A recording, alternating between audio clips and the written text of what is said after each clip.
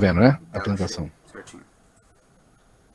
Bom, boa noite. Boa noite a todos. Eu sou o professor Marcos Paiva, sou professor de História, historiador, especialista em Tailândia, também sou cientista político, internacionalista e jornalista também.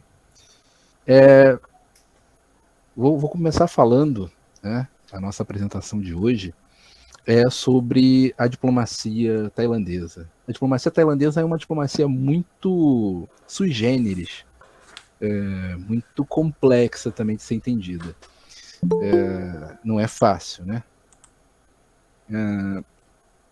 E eu escolhi trabalhar com o livro de uma entrevista, na verdade, que é uma entrevista do Tej Bunag. O Tej Bunag é o principal diplomata da Tailândia contemporânea, e essa entrada, essa capa da nossa apresentação já diz muita coisa, né? A diplomacia tailandesa hoje ela está muito mais voltada para o multilateralismo, mas observando muito mais as relações com a China.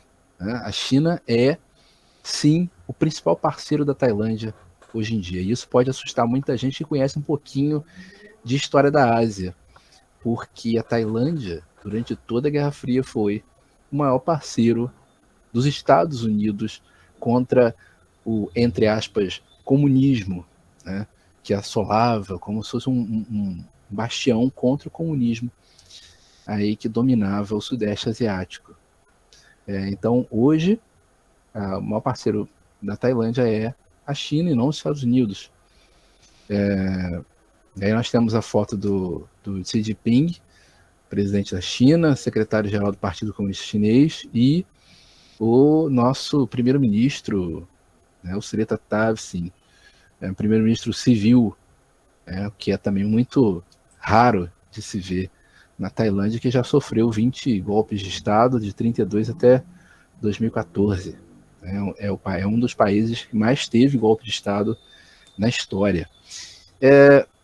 Obviamente que esse pássaro que está aí do lado dessa foto é a garuda, né? A garuda é o símbolo, é o escudo de armas da Tailândia, está inclusive no passaporte tailandês. A gente está falando tanto de diplomacia aqui, então é a capa do passaporte tailandês, que é um passaporte forte dentro da Ásia. A garuda simboliza tanto a coisa da questão mítica da Tailândia, é o pássaro que levava Vishnu, né? E aí que remete muito às origens cruzadas da Tailândia entre Índia e China, mas veio da mitologia hindu. A garuda transportava, era como se fosse um animal de guerra da deusa Vishnu, uma deusa indiana, hindu, né, do panteão hinduísta, e foi adotado pela Tailândia há muitos anos, desde o século XIII, nas origens, né, da formação da Tailândia como um reino. E, obviamente, a bandeira da Tailândia remete muito a essa questão da estrutura interna, né, a listra azul, quer dizer, a monarquia no centro. Então, a garuda não é só símbolo da religião, mas também símbolo da monarquia e dos militares, que é uma força que está por trás da Tailândia desde também o século XIII, XIV. Quando a gente pensa em Tailândia, a gente tem isso aqui, né? A gente vê isso aqui é proposital. Toda apresentação, toda aula que eu dou sobre Tailândia, eu coloco esse primeiro slide, que é o que nós vemos. Né? O que a gente vê da Tailândia? Em 3 níveis. Primeiro nível, a política. Né? A gente tem o rei, o seu trono, lembrando que a Tailândia é uma monarquia, nós temos os palácios suntuosos, nós temos aí na faixa à direita, aí, superior à direita. Nós temos a transição democrática que foi feita ano passado entre o general Prayut Chan-o-cha e o primeiro-ministro atual, primeiro-ministro Srettha Thavisin. Foi uma transição gradual, mas foi uma transição que funcionou, né? Ainda está, em certa medida, em processo. Nós temos aqui a segunda faixa, o que a Tailândia passa como a sua vida social.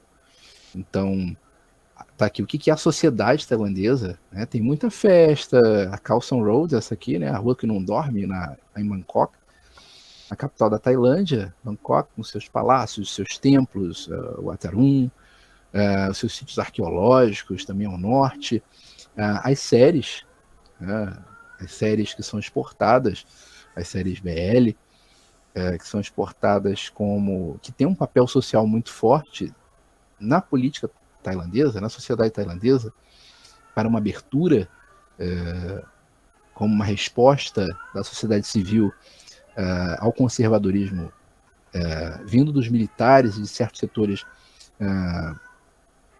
monarquistas. Nós temos aqui na faixa de baixo a base da Tailândia, da economia tailandesa, principalmente, que é o turismo, né? Nós temos aqui o que é exportado, o que a gente exporta, Muay Thai, turismo, gastronomia, aqui o Pad Thai, que é um prato típico tailandês, aqui a religião, que até há um sincretismo, né? Apesar de ter uma religião oficial, a Tailândia não tem uma dureza nesse sentido religioso.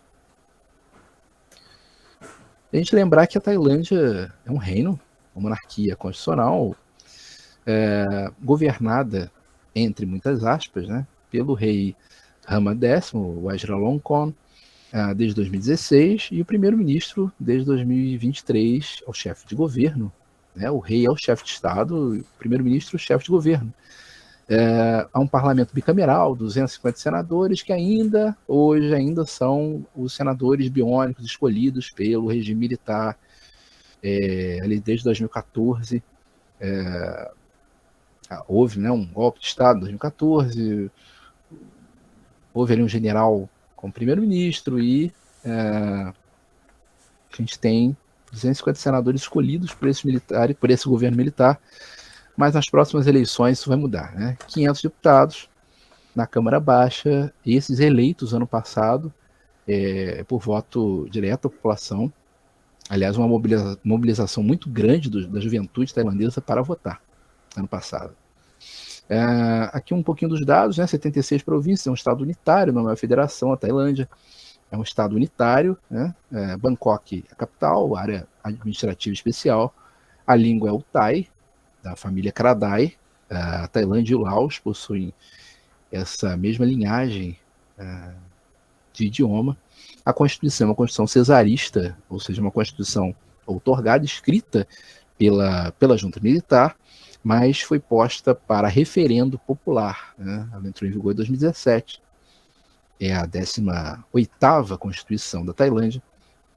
E o ano da Tailândia a Tailândia está no ano de 2567, da era budista, né? BE, né? Que equivale ao nosso 2024 da era comum. Aqui é bom observar também os vizinhos da Tailândia, que é muito importante para a diplomacia, e aqui alguns livros e um artigo para poder entender o que é a Tailândia atual, né? E aqui eu escolhi, para falar de diplomacia, o livro do maior diplomata da Tailândia atual, que é o Tej Bunnag. Capítulos 1 e 6 dão essa visão muito mais ampla do que é a diplomacia tailandesa. Quem é Tej Bunnag? É um tailandês, está vivo até hoje, né? Nascido em 43. Ele é um historiador e um diplomata. Ele foi embaixador da Tailândia na China, na França, nos Estados Unidos, representante permanente nas Nações Unidas, foi ministro das Relações Exteriores da Tailândia por um curto período de tempo, uma questão política. Ele é de uma família tradicional de diplomatas. Ele é neto do primeiro diplomata tailandês que foi ministro das Relações Exteriores que a gente chama de Tailândia contemporânea, do governo do primeiro-ministro Pahon, de 33 a 34, que foi o segundo primeiro-ministro que a Tailândia teve. O Tej, ele teve uma educação tradicional, foi aluno de um colégio extremamente tradicional de Bangkok, depois foi estudar no Malvern College, na Inglaterra, e fez aí graduação no King's College, depois fez o seu mestrado em Cambridge e o doutorado em Oxford, né? Como eles chamam, o creme de la creme da diplomacia. Tej Bunak, ele entrou no serviço diplomático em 69, ele chefiou o departamento da Ásia Oriental, ele trabalhou em diversos locais, inclusive trabalhou muito tempo como embaixador na China e na Coreia do Norte. Vejam, mesmo a Tailândia sendo o grande bastião ali na Ásia Oriental anticomunista, o Tej Bunak, ele teve esse papel de fazer essa ponte. E aí vocês vão entender o porquê depois, um pouco depois que ele vai falar o porquê disso, né? Ele foi embaixador na França, também embaixador nos Estados Unidos até 2001. E aí ele teve grande papel na política também tailandesa. Depois de uma crise interna, ele se afasta um pouco do Ministério das Relações Exteriores, mas paralelamente ao seu trabalho como diplomata, ele continuou como historiador. Ele escreveu alguns livros de importância sobre a história administrativa, a história tailandesa, que são muito legais. E continua nativa, né? Então, aí, o que diz o capítulo 1 do livro, né? Ele fala de algumas características da diplomacia tailandesa. Em uma palavra, a gente pode definir essa que a gente chama de diplomacia de bambu: flexibilidade. Em outras palavras, como ele mesmo diz, como um pequeno poder, não podemos dar-nos ao luxo de manter opiniões rígidas sobre os problemas do mundo. Flexibilidade, né? É a questão de ser como o bambu, que se dobra com o vento, para não quebrar. No final da Primeira Guerra Mundial, no Congresso de Versalhes, o Sião, que era o nome em que a Tailândia era conhecida, né, participou e foi classificado como um poder com interesses limitados. Portanto, nas palavras dele, temos que ser flexíveis ao lidar com o mundo. Esse tem sido o caráter da diplomacia tailandesa desde meados do século XIX. O que a historiografia tailandesa chama de modernidade, né? As relações da Tailândia com as grandes potências, a gente tem que visar 2 pontos, né? As relações da Tailândia com as grandes potências, e o segundo ponto, as relações da Tailândia com seus vizinhos. Então, são 2 maneiras de visualizar o que é a diplomacia tailandesa: como a Tailândia lidar com as grandes potências e como a Tailândia lidar com seus vizinhos. São 2 maneiras diferentes. Flexibilidade, que é a diplomacia de bambu, mais o que ele chamou de interesse nacional, né, que ele vai esmiuçar na palavra-chave sobrevivência, dizendo que a sobrevivência é como um país livre, né, como um país com uma economia de mercado aberta, com uma sociedade livre e aberta. A flexibilidade e o interesse nacional, ou seja, a diplomacia de bambu e a sobrevivência, são basilares para a construção da diplomacia tailandesa. Que não é só a diplomacia tailandesa se curvar ao vento, mas ver aonde o vento está soprando e se curvar antes que o vento chegue nela. Que ele fala que a boa diplomacia é proativa e não reativa. Então, vamos ver se isso ao longo da da aplicação dessa diplomacia foi real, né?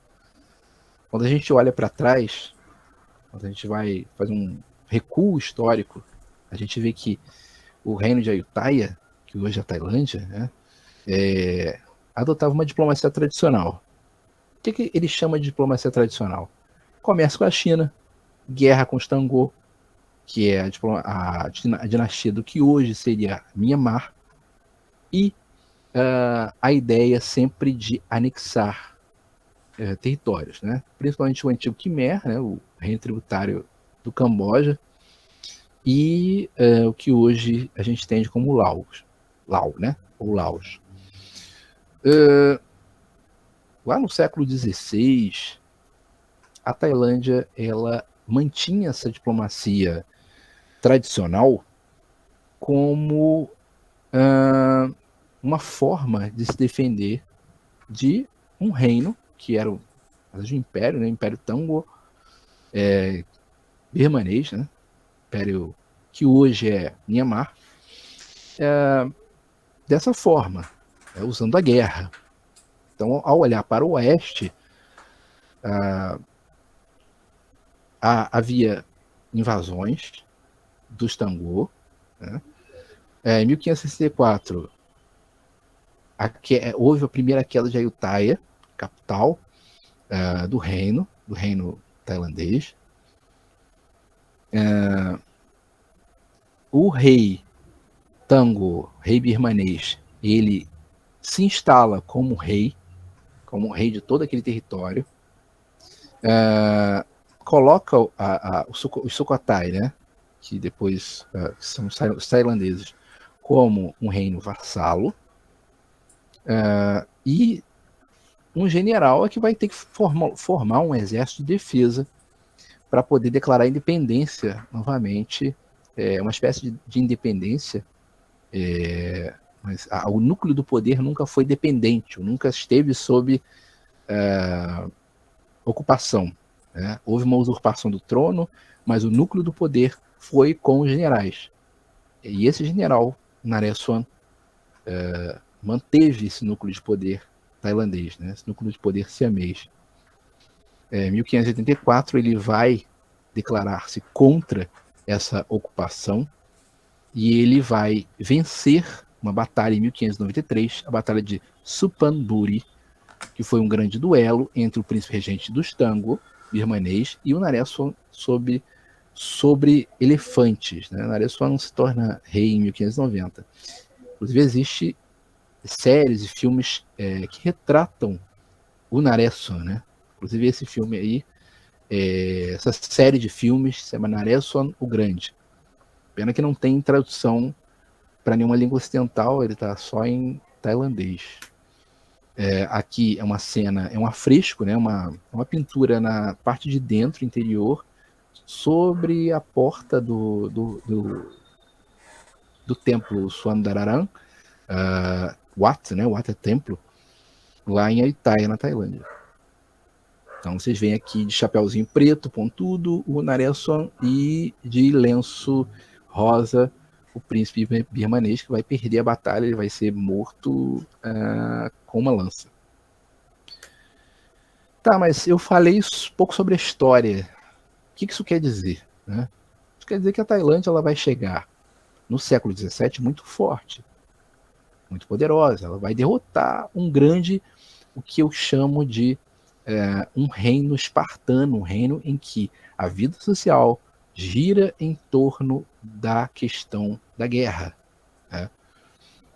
E a Tailândia se mantém forte, poderosa. No século XVII, vai ascender ao trono uma outra dinastia, para Satong, com o Narai, né? Narai o Grande. E aí começam os problemas com a diplomacia.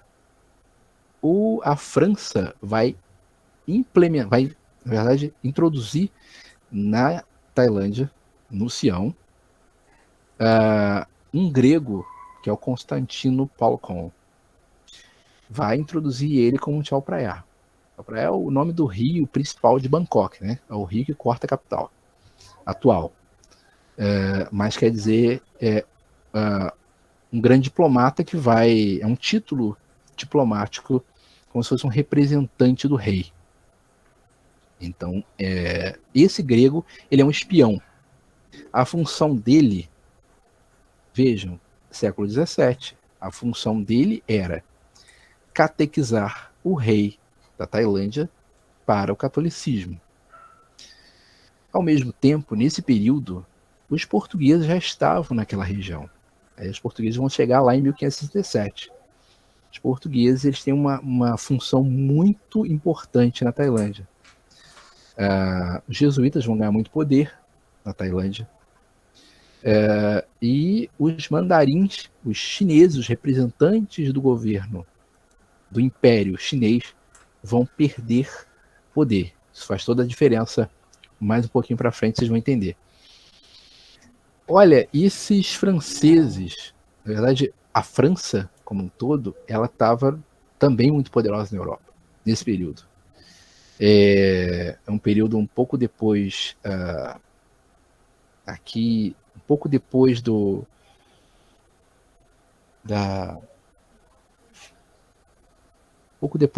Guerra dos 30 Anos, e na Tailândia também vai acontecer, nesse mesmo período, novos atritos com a Birmânia, novos atritos com o antigo inimigo. Qual é a importância dos portugueses, que eu tinha falado há pouco? Os portugueses eles chegam no século XVI e eles vão começar a construir colégios católicos, que tem até hoje, né, os dois principais colégios de Bangkok, o St. Gabriel's e o St. Andrews, são colégios católicos. São colégios católicos. Claro que isso não é de graça, isso não foi uma bondade. Vamos construir colégios na Tailândia, que para eles achavam o fim do mundo, gente incivilizada. Eles vão construir com a mesma intenção, né? Transformar a Tailândia num reino submisso à potência europeia. Esse rei, o Narai, ele vai mandar o Kossapan, na verdade, que é essa figura interessante com esse chapeuzinho aqui, o Kossapan como embaixador na França. Ele também tem conhecimentos de espionagem, então ele vai pagar na mesma moeda.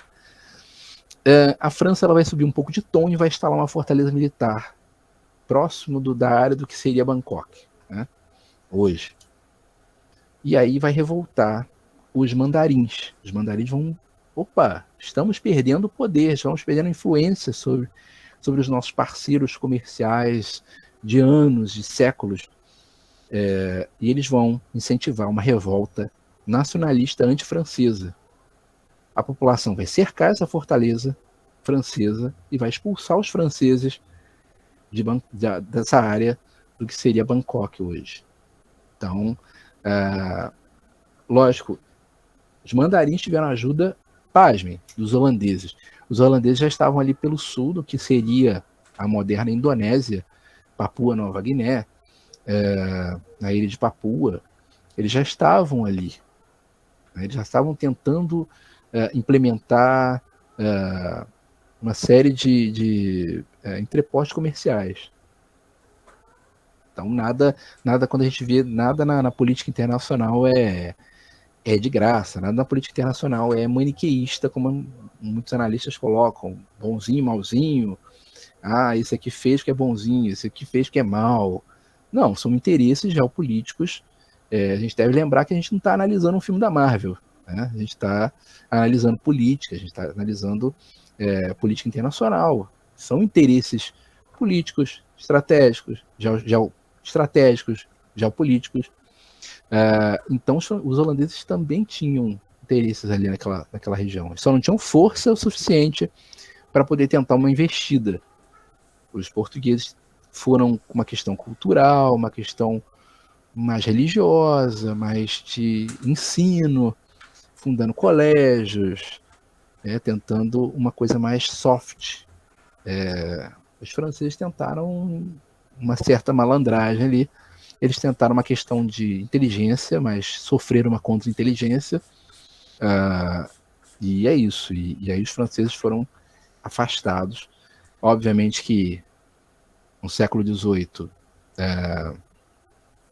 muda-se a dinastia, ainda no final do século XVII para o virado do século XVIII, há uma luta interna. O comandante da Força dos Elefantes, chamada Força de Elefantes, que comandou a luta contra os franceses, expulsão dos franceses, esse tailandês, esse nobre guerreiro tailandês, né, o Ban Plu Luang, ele vai se tornar no próximo rei. Né? Ele vai se tornar o rei dessa dinastia, né, a dinastia Ban Plu Luang. Só que ele tem um problema.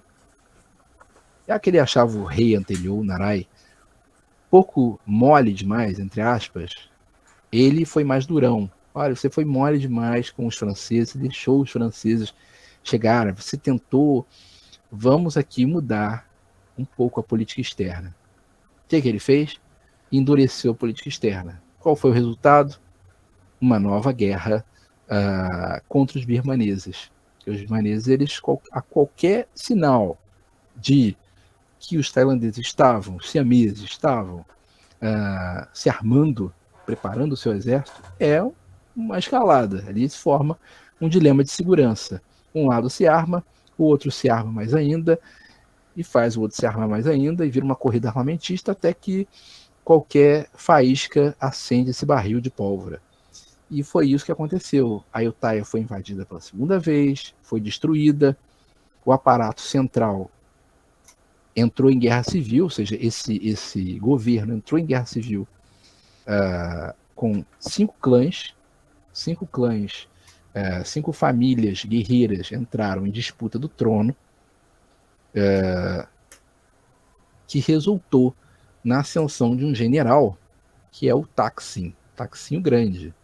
Vejam que a Tailândia está mudando internamente e está mudando externamente também. Está mudando a forma com que ela lidar, com que ela faz diplomacia. Isso aqui ainda é a diplomacia tradicional, que o Tej Bunag chama de diplomacia tradicional. Ou seja, expandir para o leste, fazer guerra com o oeste e fazer comércio com a China. É isso. Basicamente isso. Esse Thaksin, ele se torna rei, ele vai comandar, ele é um mandarim Thai, ele é um que a gente chama de mestiço. Ele vai formar uma resistência contra essa invasão, mais uma invasão birmanesa. Ele vai vencer, ele vai ver que a capital, a Ayutthaya, foi arrasada em 1767, e vai recuar a capital para um outro lugar, para a cidade de Thonburi, Thaksin, que fica às margens, né, do rio Chao Phraya. E só que ele vai começar a endurecer muito a sua política interna. Aí é um outro problema. Ele vai começar a se tornar um rei tirânico, que a gente entende como um rei tirânico.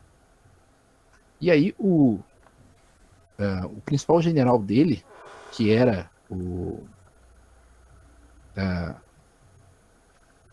essa figura aqui,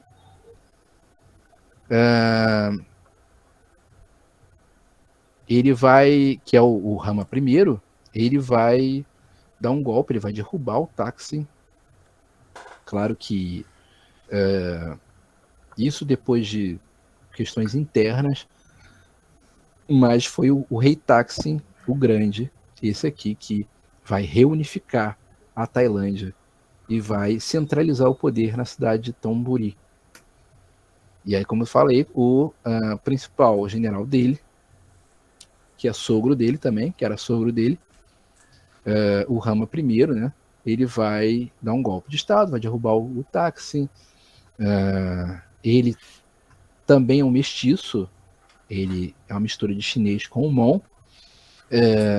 Ele vai derrubar o Thaksin, ele vai afirmando que ele tinha centralizado muito poder. se tornado autoritário demais, o Taksin vai ser executado, julgado e executado. Óbvio que isso tem por trás a influência daquele grupo, aquele mesmo grupo que incentivou a expulsão dos franceses, os mandarins. Né?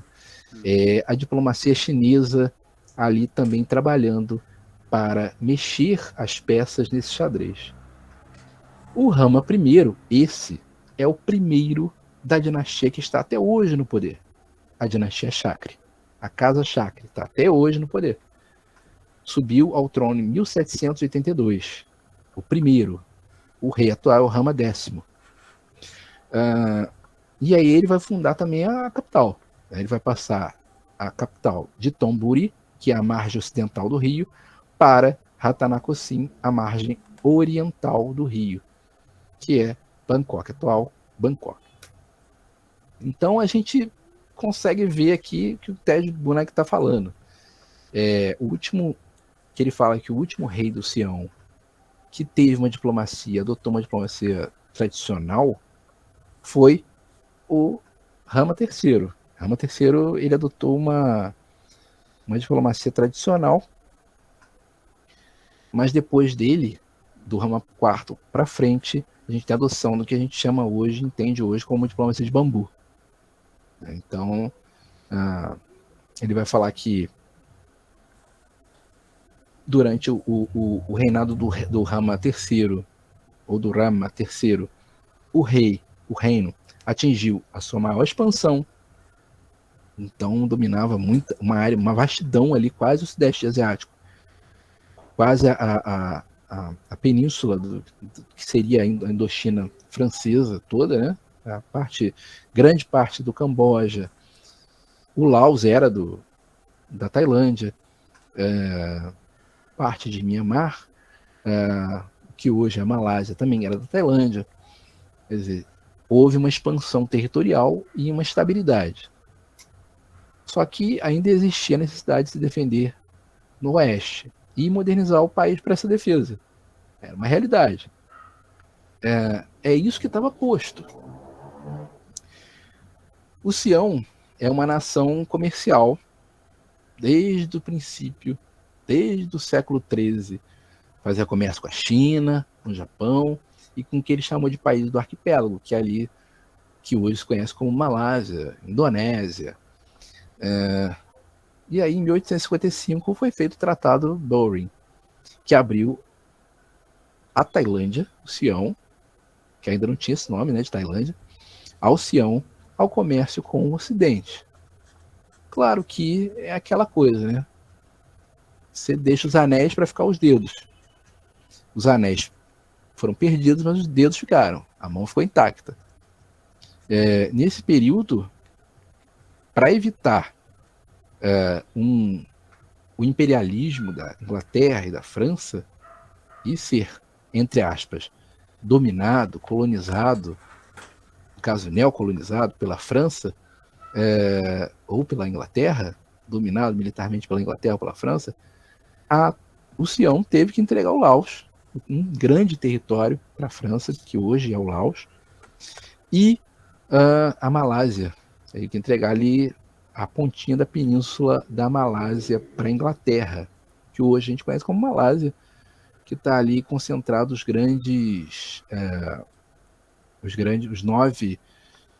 nove monarquias que formam a Malásia. Cedeu isso para a Inglaterra, parte daquele territóriozinho lá da Birmânia teve que ceder para a Inglaterra também, e com isso a Inglaterra não ia invadir. A Inglaterra tinha um compromisso de não invadir a Tailândia, e a França também. Claro que teve algumas escaramuças, alguns conflitos pequenos com a França, quase chegou a ter uma guerra com a França, mas o Laos, né, foi entregue para a França, o Laos foi entregue para a França. E aí muitos questionaram o Tej Bunak, inclusive o editor do livro, ele questiona, porque esse livro é um livro de perguntas e respostas, então é uma entrevista. E ele pergunta, nossa, mas isso não seria um semicolonialismo, uma espécie de colonialismo ali, de algum modo? E aí o Ted Bunang fala não. O Tratado de Boring limitou somente a tributação sobre os bens estrangeiros para 3%, que era uma limitação de uma soberania fiscal. Também limitou a soberania jurídica, instituindo o que a gente chama de extraterritorialidade, ou seja, estrangeiros seriam julgados pelos tribunais da sua própria pátria, não os tribunais tailandeses. Mas, mesmo assim, né? Perde-se os anéis são perdidos, mas os dedos ficam. O Sião permaneceu um Estado soberano. Foi assim que o reino conseguiu reformar e modernizar. E se modernizar quase ao mesmo tempo que o Japão Meiji. Então, enquanto o Japão estava passando pela restauração Meiji, uma modernização, sair do sistema de shogunato, do sistema do Bakufu, ainda que permanecia lá, e ganhando as feições de um Japão moderno, a Tailândia estava se modernizando. Ainda era uma monarquia absoluta. Tá? Lembrando que no final do século XIX ainda era uma monarquia absoluta, só que era uma monarquia esclarecida.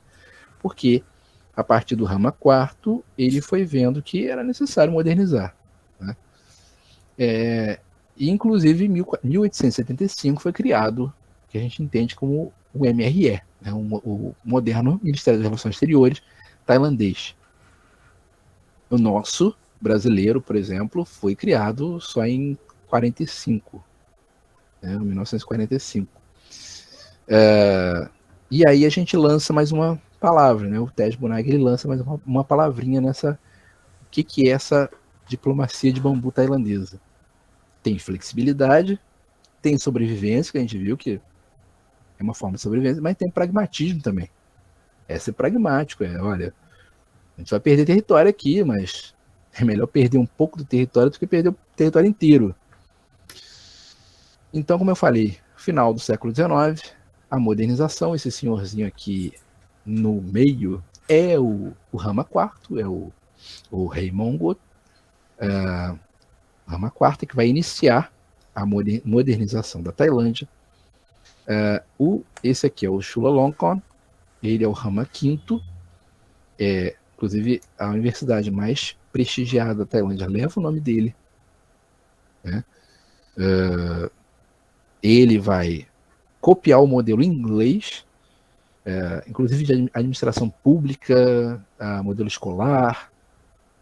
Lógico que ele sozinho não, né? Mas toda uma equipe que trabalhava com ele, de nobres, militares, vão começar a copiar, a pegar referências da Inglaterra, inclusive a mão dos carros é a mão inglesa. Por isso, porque o modelo de sociedade, o modelo de organização estatal, o modelo de organização fiscal, o modelo de organização legal é todo da Inglaterra.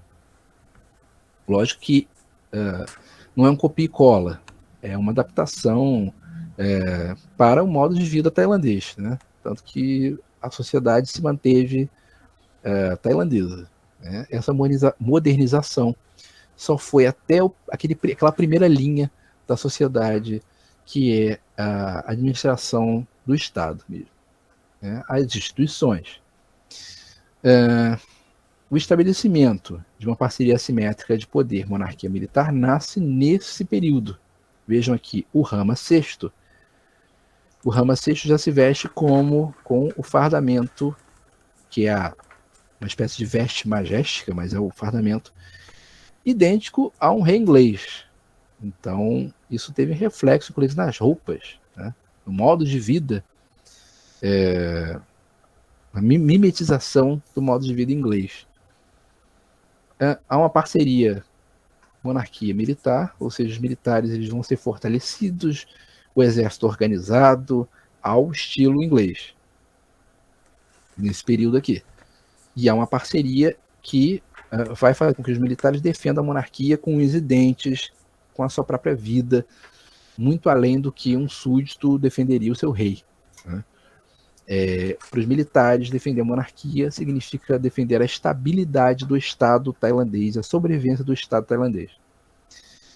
Isso aí vai ser refletido agora, né, mais recente, Mas isso é papo para outra história. Em 1874 o exército é modernizado, há uma modernização da burocracia, do modelo inglês, as elites são mandadas para estudar na Europa, e é aquela coisa, né? Vira uma monarquia dos bacharéis aí, formados todos na Europa, na Inglaterra, França, Suíça, por aí vai. Em 32 tem a revolução, chamada Revolução Siamesa, que na verdade foi um golpe, né? Antes disso, você vê que a Tailândia já tinha enviado em 1917, participado da Primeira Guerra Mundial ao lado da Inglaterra. Então, veja que tem uma parceria ali, Inglaterra com a Inglaterra, na Primeira Guerra Mundial.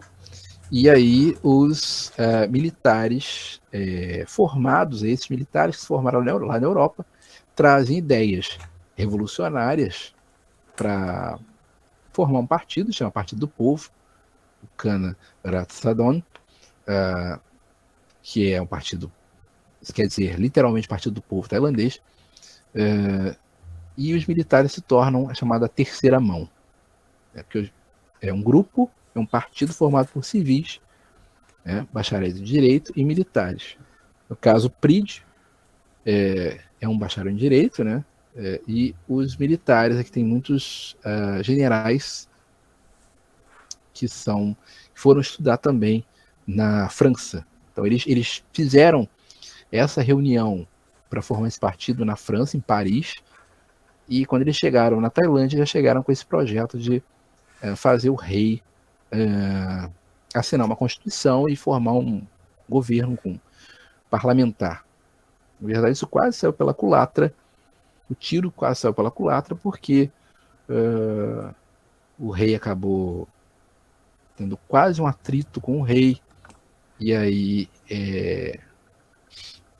foi instituído uma monarquia constitucional e não parlamentar. O rei ainda manteve muitos poderes diante do parlamento. Muito por causa da nobreza também, porque grande parte da nobreza era também militar. Então, houve um pequeno atrito aí. Em 1932 já tinha um civil como primeiro-ministro. Aqui é o rei tailandês assinando a Constituição, né? A Constituição aqui, em cima desse vaso de ouro. E aqui é a Revolução Siamesa, que na verdade é um golpe. Os generais eles foram,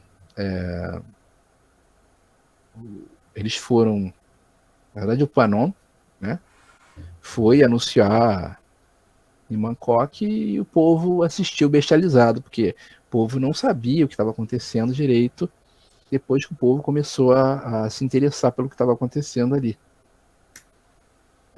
Então, a Tailândia tem essa configuração a partir de 32, né, o palácio, o rei, o conselho privado, que são nobres e generais, o judiciário e as agências independentes, o parlamento com o seu gabinete, o primeiro-ministro, forma um governo, e os militares, que é a marinha, o exército, a força aérea e a polícia militar, que formam um terceiro braço desses poderes.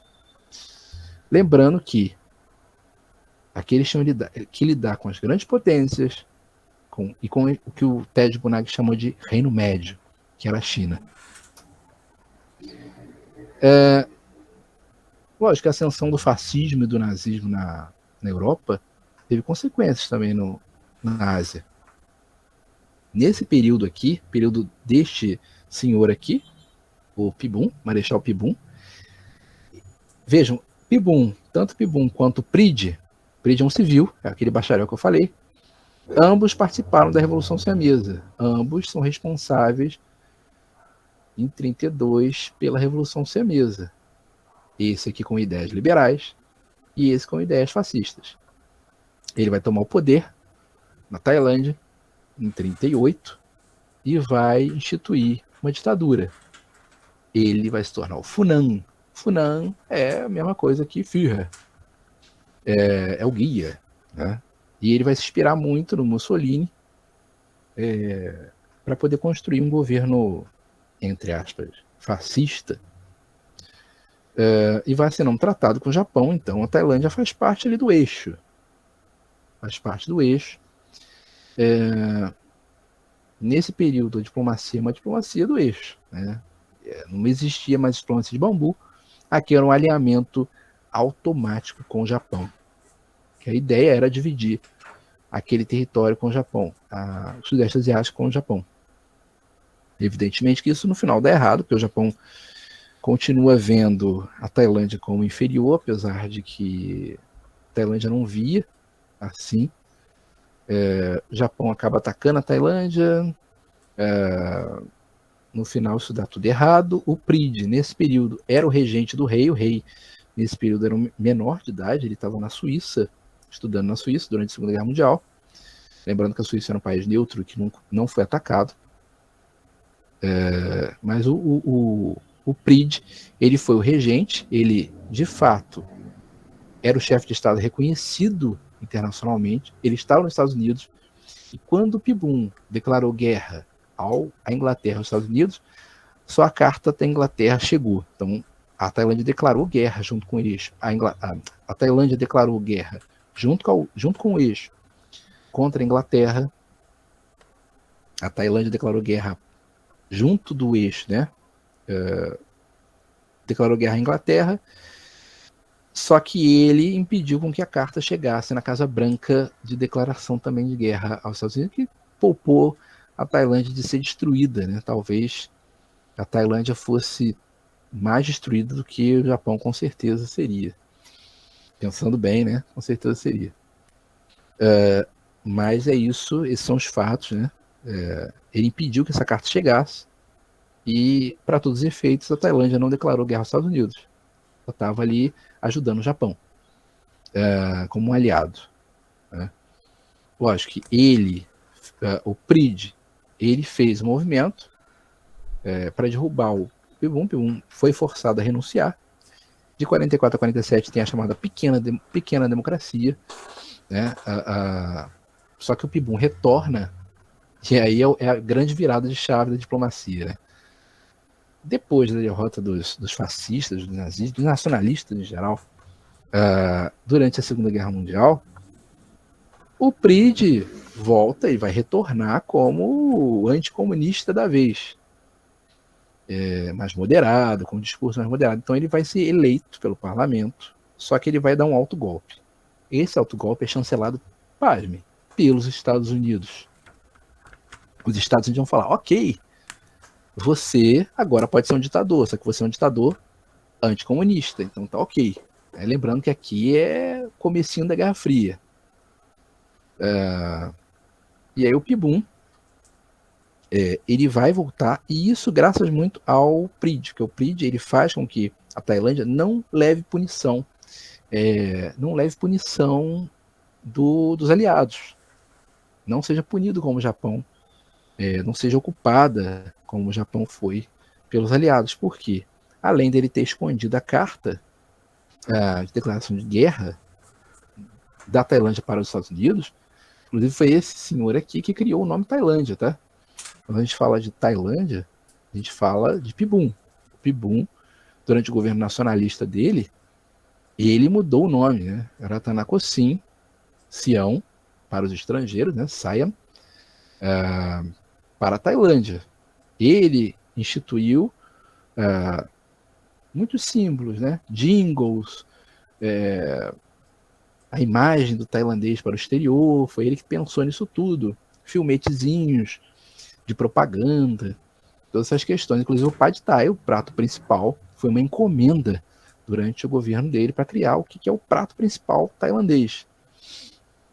Mas voltando aqui à diplomacia, o Pride, como ele escondeu essa carta, os Estados Unidos viram que a Tailândia era refém, entre aspas, né? Refém do Japão, uma espécie de alinhamento, porque esse indivíduo, o Pibum, ele se alinhou ao Japão, mas que isso não refletia a ideia do governo, que era um governo ditatorial, era um governo usurpado, que ele deu um autogolpe, e que deveria ser a chefia de Estado deveria ser do PRID, isso não foi respeitado porque ele reunia, o PIBUM reunia tudo isso numa pessoa só, do Funan, né? Do grande Führer da Tailândia. Então, ele declarou que tudo que o PRID declarou que tudo o que o PIBUM assinou, inclusive a declaração de guerra, era ato nulo e sem efeito. Né? E aí salvou a Tailândia mais uma vez de ser ocupada, dessa vez ia ser ocupada pelos Estados Unidos ou pela Inglaterra. Aqui ele dedica uma parte do primeiro capítulo a falar do príncipe Wang, que é essa figura do lado do Hideki Tojo. Estava como plenipotenciário do PIBUM, então era ele que se reunia com o Hideki Tojo para assinar. Todos esses aqui são líderes nacionalistas durante a Segunda Guerra Mundial. Essa conferência do Grande Leste Asiático, em novembro de 43, então vejam aqui, da esquerda para a direita, vocês veem o primeiro-ministro da Birmânia, o primeiro-ministro da Manchúria, esse aqui é o presidente o Wang Jingwei, que é o presidente da China títere, a China japonesa, né? Na verdade, a China sob um regime títere do Japão. O Hideki Tojo, que é o aliado do Hitler mais importante da Ásia, ditador do Japão, primeiro-ministro. O príncipe Wang, que era representante do PIBUM, do Marechal PIBUM.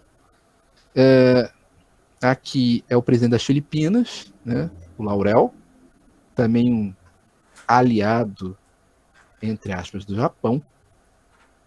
E o Subhas, que é o chefe da Índia Livre, que é a Índia que estava ocupada pelo Japão. Ou parte da Índia que estava influenciada pelo Japão. Durante a Guerra Fria, a gente teve, lógico, a continuidade do príncipe Wang, que é essa figura aqui. O príncipe Wang foi ministro das Relações Exteriores em 52 e 57, e ele também mudou a sua perspectiva, ele fez todo o caminho da diplomacia de bambu, mudou de uma perspectiva fascista para uma perspectiva anticomunista muito rápido, assim como o Franco também fez na Espanha, esse movimento de sobrevivência, mas que não esconde a natureza de extrema-direita nacionalista dele. E aqui, uma época muito cruel da história tailandesa, uma sequência de ditaduras anticomunistas apoiadas pelos Estados Unidos. Aqui nós temos o almirante Chaloryu, que é o almirante Sangad. O almirante Sangad, ele foi com certeza o pior ditador da Tailândia. Ele foi responsável pelo massacre da Universidade de Thammasat. A Universidade de Thammasat foi fundada pelo PRID. É uma universidade que tem cursos muito fortes no curso de Direito e Humanidades. Né? O curso de Direito de lá é muito conhecido. Em 76, ele comandou o massacre de Thammasat, anticomunista, vocês veem nessa foto terrível aqui. Houve linchamentos de quem era acusado de comunista. E foi uma parte da história que a década de 70 foi ruim para o mundo todo, né? O mundo todo estava quase, né? 95% do mundo estava sob regimes ditatoriais ou regimes duros, regimes fechados, né? Pouquíssimas democracias pelo mundo. E a Tailândia não foi diferente. Só que aqui, vocês veem, a diplomacia foi restabelecida com a China em 75. Em 75, o pragmatismo volta. Então não adianta ser flexível e não ser pragmático. Né? Mesmo a China sendo comunista, em 75 volta a Tailândia a fazer relações com a China. Por quê?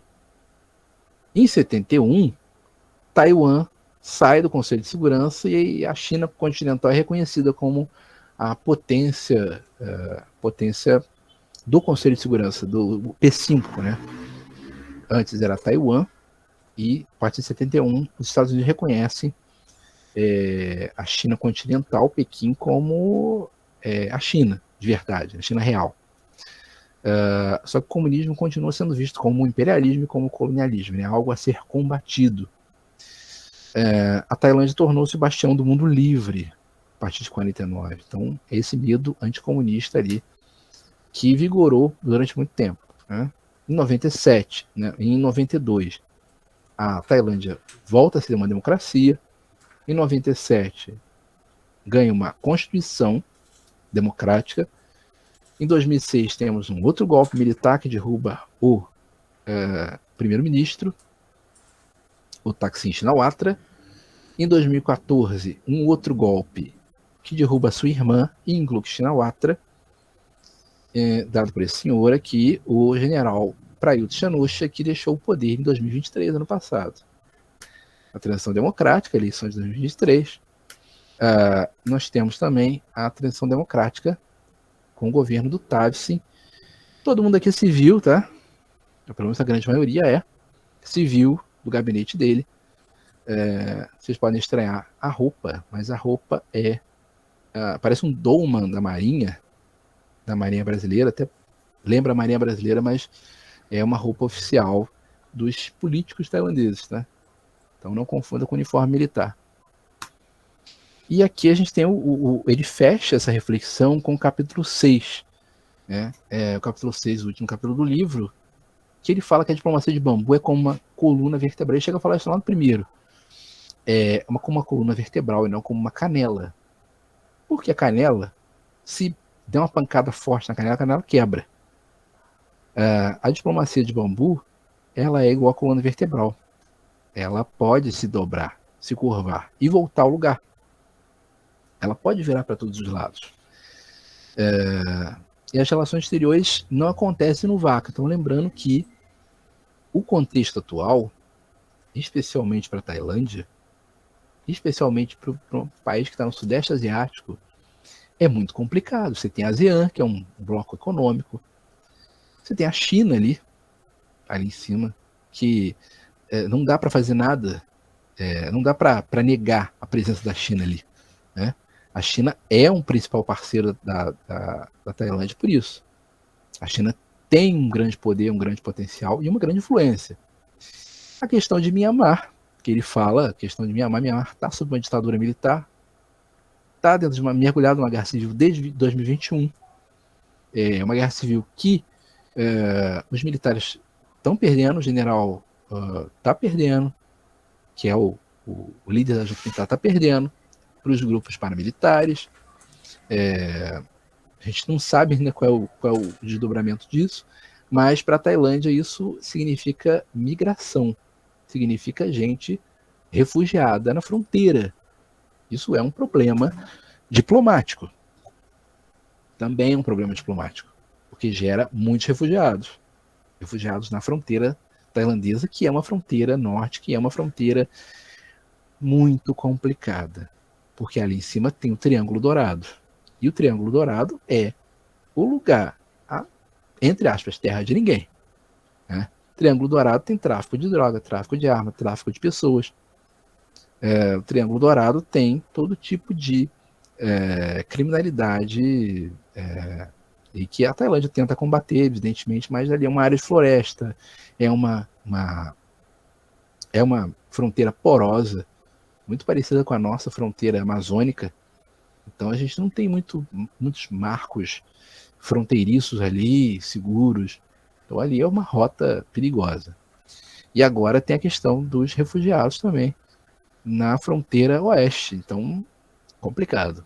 Myanmar é ainda um caso complicado. O Laos, né? E o Camboja. O Laos é um regime, na verdade, é um sistema socialista um regime, um sistema de governo de comitê central, tal como a China. Não tem problemas com o Laos, né? É até parceiro da Tailândia junto com a China. O Camboja tem uma disputa fronteiriça pequena, mas que ainda é uma questão para a Tailândia. É a região de um templo específico que é disputado com o Camboja. A Malásia tem uma boa relação com a Tailândia, tirando a questão sul, né, a questão do estado Patani, que é um estado, entre aspas, já foi um estado separatista no sul, que tem maioria muçulmana, mas que agora está menos ativo esse separatismo. Singapura, que mudou de governo atualmente, né, a família Lee saiu do governo de Singapura, deixou o governo. Então nós temos uma Singapura aí que tem uma tendência a ser mais democrática. Singapura é, por excelência, o hub ali do Sudeste Asiático, é o grande banco do Sudeste Asiático, é ali onde as grandes empresas estão, onde o capital financeiro está. A Indonésia, que é um grande parceiro da Tailândia também, está em questão de mudanças internas. A gente não sabe como é que o próximo presidente, o Subianto, ele vai, que é um general, né, ele vai lidar com a Tailândia quando ele tomar posse, ainda esse ano. Então é também uma incógnita. Aqui a gente vê um gráfico de exportações da Tailândia para a China em milhões de dólares. Então, borrachas, maquinário, questão de plástico. Plástico é uma questão ambiental muito séria para a Tailândia. Tudo é plástico para a Tailândia. A sociedade tailandesa está mergulhada no plástico e há necessidade de se criar uma cultura anti-plástico. Mas é muito difícil tendo um grande produtor de plástico ali, né? A Tailândia é um grande produtor de plástico e tem um grande produtor de plástico ali embaixo, né? Que é o pessoal do petróleo ali, né? Myanmar, desculpa, Malásia e Indonésia. Eletroeletrônicos continuam exportando. Isso é relação Tailândia-China, tá, que eu tô falando aqui, nesse gráfico aqui. Então, tem uma grande exportação. A Tailândia também faz um comércio multilateral muito grande, mas a China é o principal parceiro da Tailândia. Lógico, né? Que se a Tailândia exporta muita coisa para a China compra, porque tem um mercado intenso para comprar, a China também investe muito, né? Está investindo muito na infraestrutura da Tailândia. Né? Tem esse projeto aí, que é o projeto de trem, fazer um trem de alta velocidade que liga China, Laos e Tailândia, Bangkok. Então, da capital da Tailândia sairia um trem, né? Chegaria e partiria trens de alta velocidade que atravessariam um país, atravessariam Laos e chegariam à China. Isso não é porque a China é boazinha e está investindo na Tailândia, né? Isso não existe. Esses investimentos têm um interesse muito claro.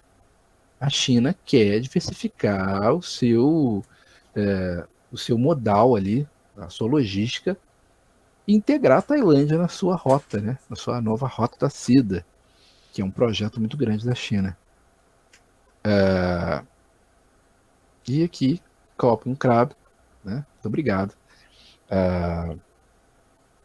E é isso.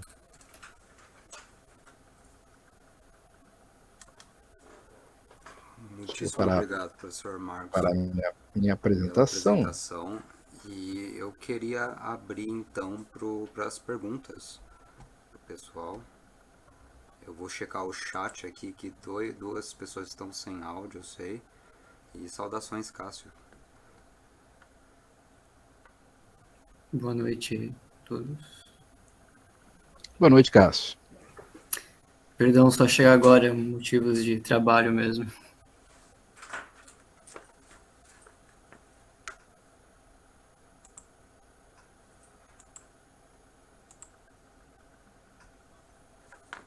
Eu estou aberto a perguntas agora.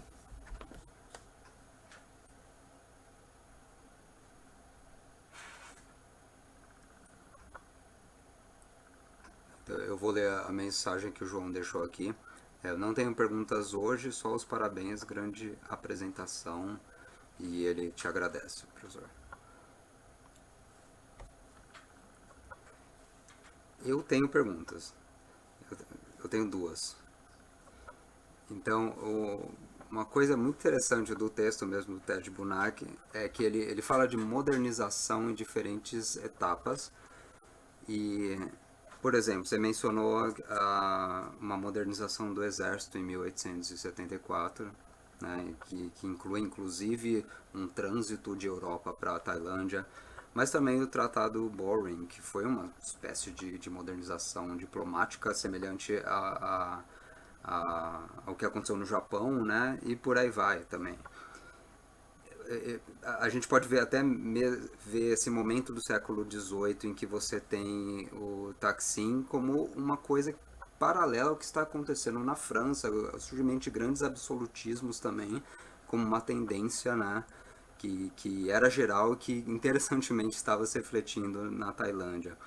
Mas eu te pergunto, em termos culturais, como que os tailandeses estabelecem uma cronologia da sua modernidade cultural e em que medida ela reflete essas alterações estruturais diplomáticas, né?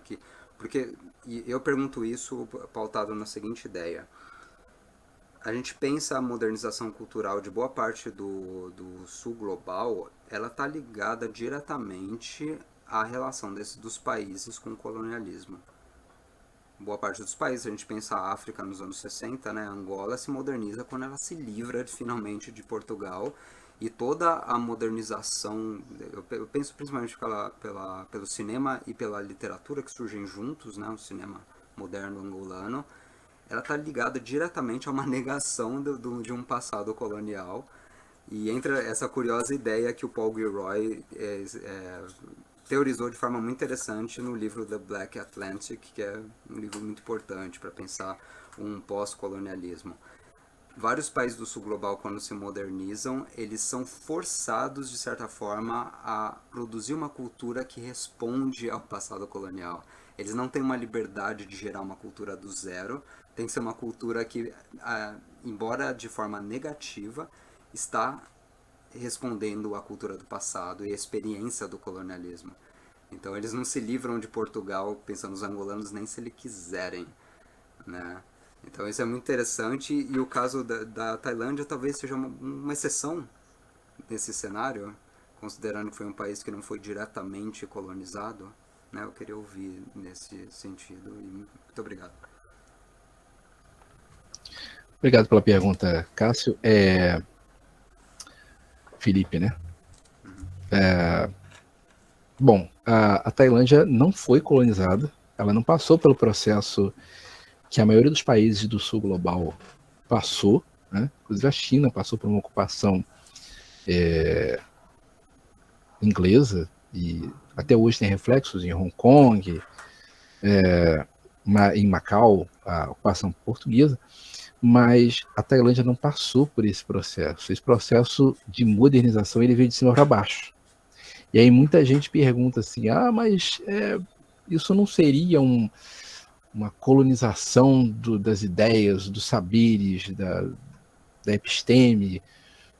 Isso não seria uma espécie... E ele responde no primeiro capítulo, ele fala, olha, isso não seria uma espécie de colonização porque os próprios tailandeses deixaram os europeus, entre aspas, né, chegarem até um certo ponto. Daquele ponto ali, eles não conseguiram passar. Por exemplo, quando a França tentou catequizar o rei falou, opa, aqui não. O que os reis para frente fizeram? O que o Rama V fez? Não, a gente tem que se modernizar, a gente tem que ser igual à Inglaterra para mostrar para eles, olha, aqui a gente não precisa de ajuda, a gente não precisa de ser tutelado, não precisa de tutela. A gente tem uma religião oficial, mesmo que culturalmente a Tailândia não leve muito a sério a religião, o budismo Theravada, como uma religião, né? É mais uma filosofia de vida, mas há um sincretismo ali. Há gente que é budista e católico, budista e vai lá e vai para um templo hindu, né? Tem esse sincretismo ali, né? Que eles levam a sério a filosofia por trás do budismo Theravada. Agora, culturalmente, a partir do século XIX, com essa modernização, certas questões entram na vida e certas questões não. São preservadas. Por exemplo, questão educacional, questão de mobilidade, isso tudo é retirado, mimetizado da Inglaterra, né? Como eu falei, a mão inglesa entra na vida dos tailandeses, eles se adaptam, a mão dos carros, na verdade, né? A questão da vestimenta, pouco, isso é mais atual, mas eles preservam, e uma coisa interessante, a língua, né, o idioma. Diferente de outros países do Sudeste Asiático, você tem trabalhos, fontes, na verdade, em inglês, em francês, pela questão do colonialismo, eles passaram por colonização, então você vai pegar um trabalho, uma fonte primária está lá em francês, no Camboja, no Laos, no Vietnã, tem uma facilidade de achar uma fonte em inglês na Malásia, na Myanmar, mas na Tailândia não. Na Tailândia é muito difícil. Na Tailândia eles preservaram muito, eles têm um amor muito grande com o seu idioma e os seus traços culturais. Então, esses traços culturais primários, como a religião, a questão da família, a questão da posição da mulher na sociedade, a questão dos militares na sociedade, a questão da vestimenta, da língua, do idioma, como eles se expressam como sociedade, isso não conseguiu alcançar, né? Essa influência do Ocidente só foi até as instituições. Então, lógico, você vai ter lá algumas instituições ditando algumas coisas, como a educação. Eu falei que os principais colégios são jesuítas, são católicos. Os principais colégios de Bangkok são católicos. Então isso vai ter uma influência. O sistema educacional foi modernizado mimetizando o sistema inglês de educação. Isso teve uma influência, mas agora, décadas de 80, 90, é que a língua inglesa vai passar a fazer parte da vida dos tailandeses. E hoje em dia, atualmente, 2024, são os jovens mais que usam alguma coisa do inglês, mas mesmo assim é um dos países que mais tem dificuldade na língua inglesa, porque eles não querem esse tipo de, entre aspas, contaminação cultural, né?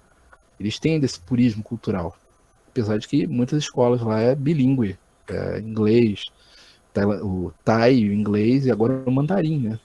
O chinês Han está entrando com força no sistema educacional, mas a questão cultural aí, mesmo com essa modernização foi mais institucional, foi mais a nível de Estado. A sociedade continua a sociedade tailandesa, o que tem se modernizado lento, gradual e seguro, é uma coisa muito, muito lenta.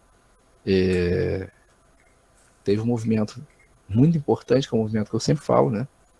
Que é um movimento cultural mesmo, mas de resposta ao conservadorismo da sociedade pós-2006, que é o movimento das séries, né? E que colocou em pauta agora. Então, esse movimento começa em 2006, da sociedade civil, e vai colocar o casamento igualitário agora em pauta, né? Agora tem pauta para ser discutido, mas mesmo assim tem alguns espaços autoritários dentro da sociedade tailandesa, como, por exemplo, a maconha, que era liberada e que houve um retrocesso essa semana de ser proibido de novo. Então, há esses espaços em disputa na sociedade em que há uma lentidão no que a gente chama de modernização, mas para eles não é, né? A gente chama de modernização porque a gente tem um reflexo, um espelho do nosso processo histórico-político, mas para eles seria uma intromissão ocidental nos assuntos da sociedade, né? Mesmo assim, é a sociedade mais livre, muitas questões da Ásia. Porque se você pegar a Ásia como um bloco e olhar, botar uma lupa em todos os países da Ásia, e você vai ver países com sociedades muito fechadas, muito conservadoras, que mesmo passando por colonizações, por ocupações, por influências de países europeus, ainda são muito mais fechados do que a Tailândia. Obrigado pela resposta. O Wilson mandou 2 mensagens, vou reler aqui então.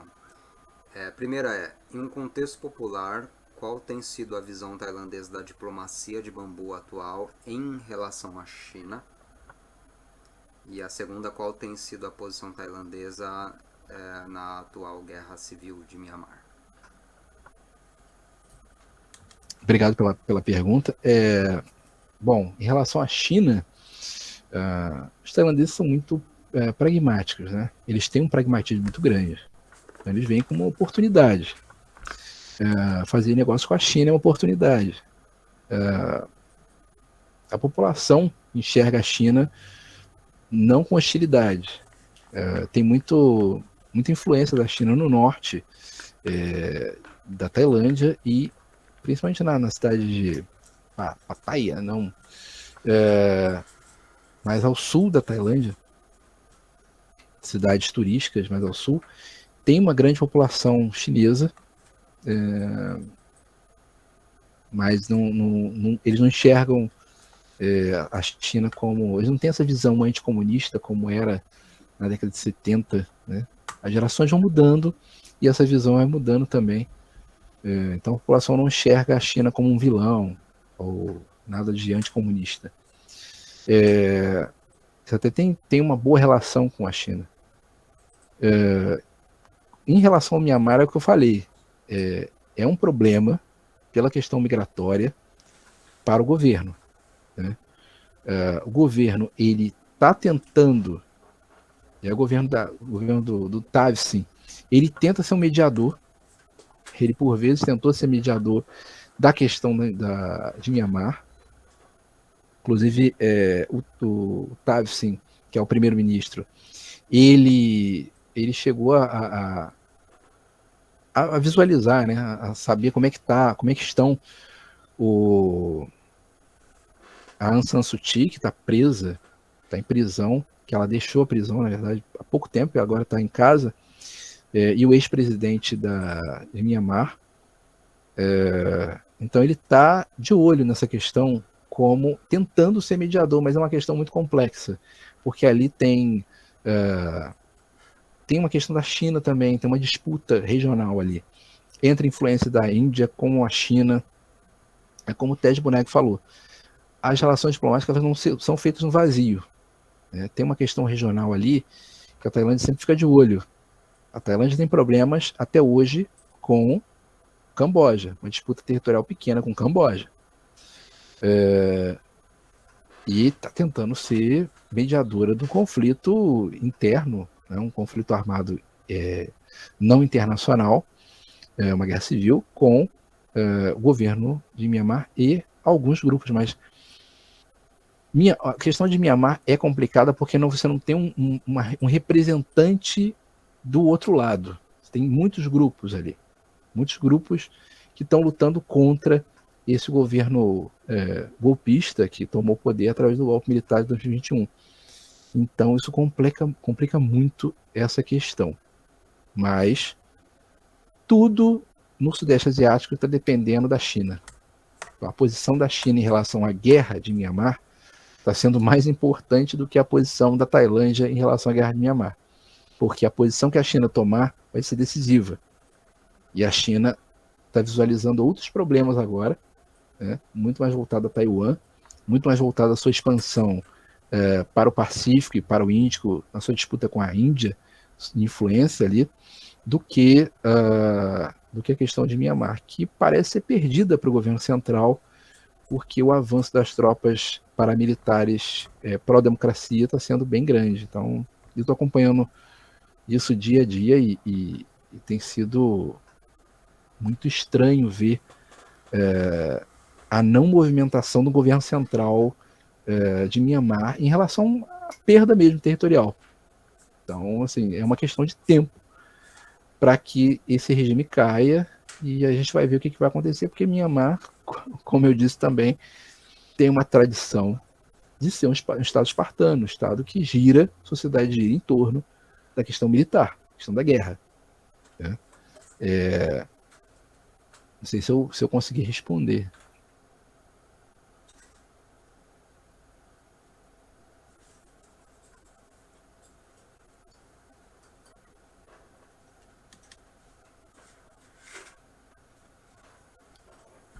Mais alguma pergunta, senhores?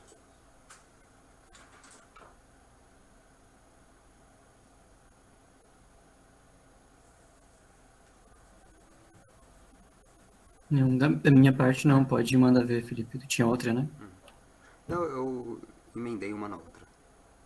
Ele já me respondeu.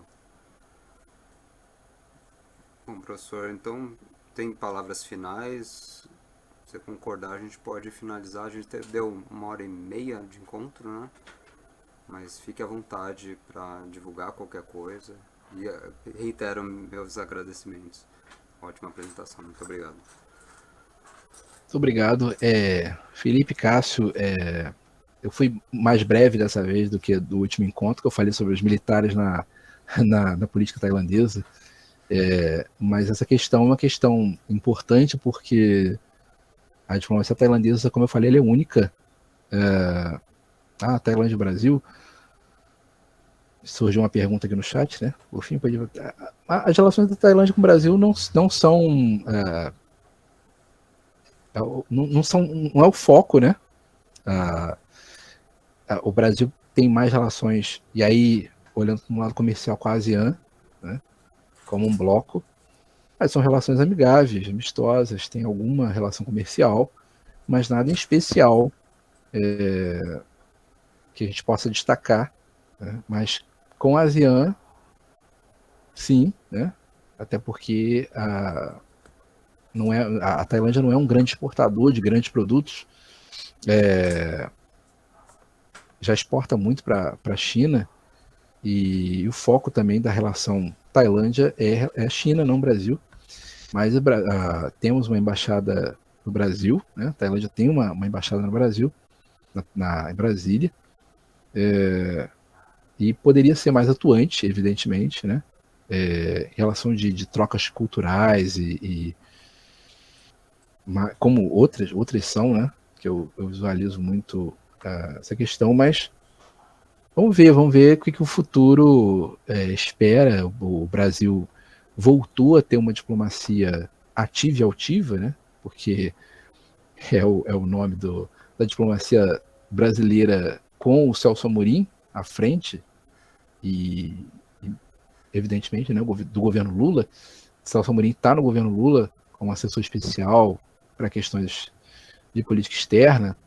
Então a gente vai ver como é que vai ficar essa expansão para o sul global, porque isso teve uma parada durante o governo do ex-presidente, que teve um alinhamento mais americano, menos globalista, e ao mesmo tempo lá na Tailândia a mesma coisa. De 2014 a 2023 nós tivemos um governo militar, uma ditadura militar, que teve um alinhamento mais americano, menos globalista, a mesma coisa. Que não conseguiu se afastar da China, tá? Esse é um ponto. Ninguém consegue se afastar da China, porque a China é incontornável. A China é incontornável. A Tailândia depende muito da questão de exportações para a China, assim, até como a Rússia depende hoje, depois da entrada na Ucrânia, depende muito da economia chinesa. Então, a China é incontornável, ela é ali. Agora não mais como o Tej Bunag descreveu ela no início, né, como um reino médio, mas como uma grande potência aí, junto com os Estados Unidos, junto com a Rússia, que tem que ser observada. Mas em relação ao Brasil, não tem muito o que falar, porque são relações comuns, né? Relações ordinárias de cunho diplomático, comercial, como qualquer outro país, apesar das grandes semelhanças, né? A gente observar, a sociedade tailandesa tem muitas semelhanças com o Brasil, com a sociedade brasileira, Isso seria muito legal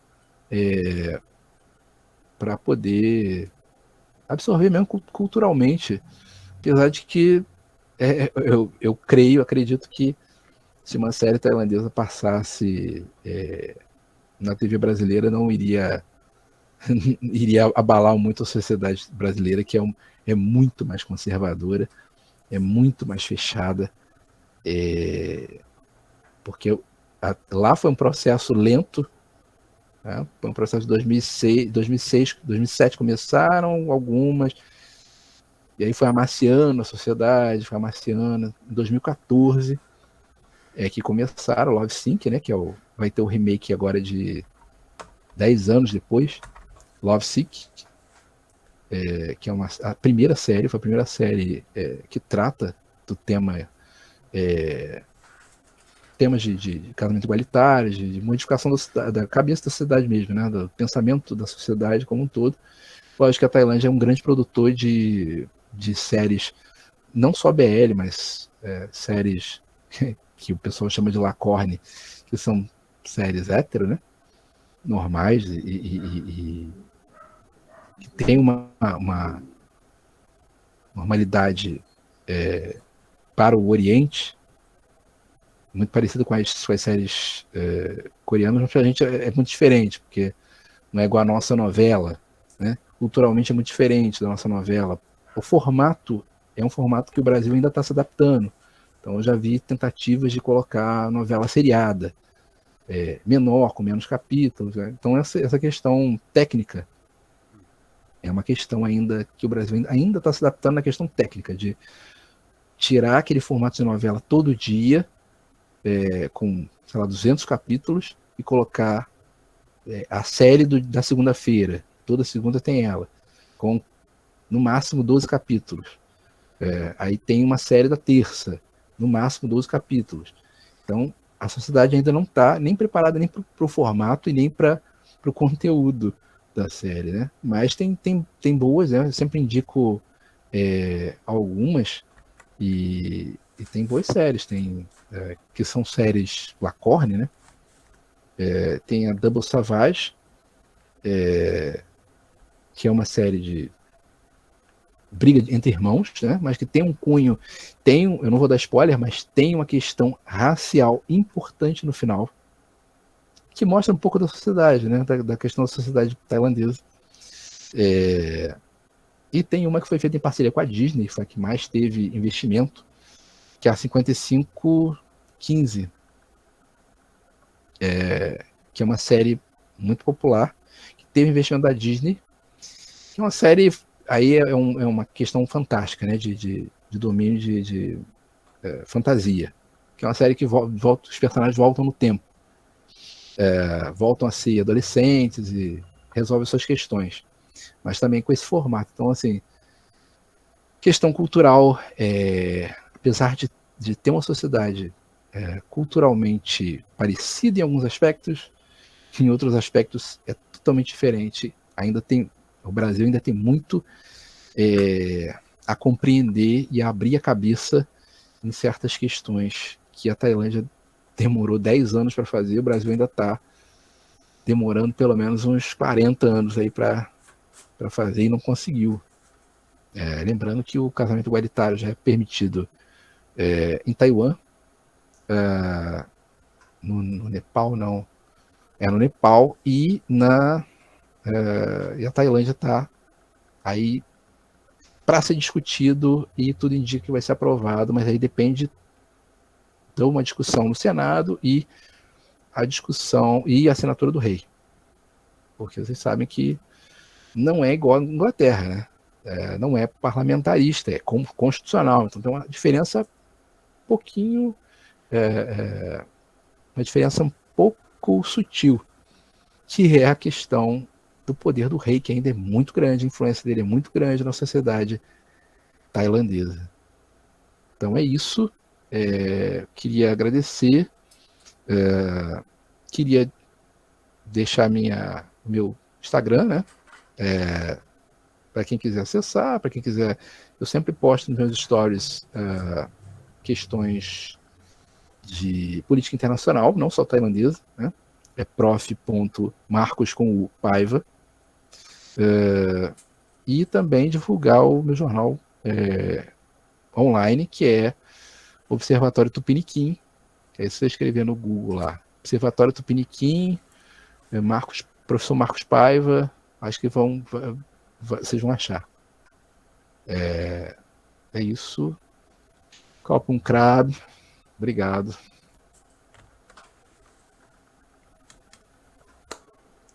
Obrigado e boa noite para todos. Obrigado. Boa noite.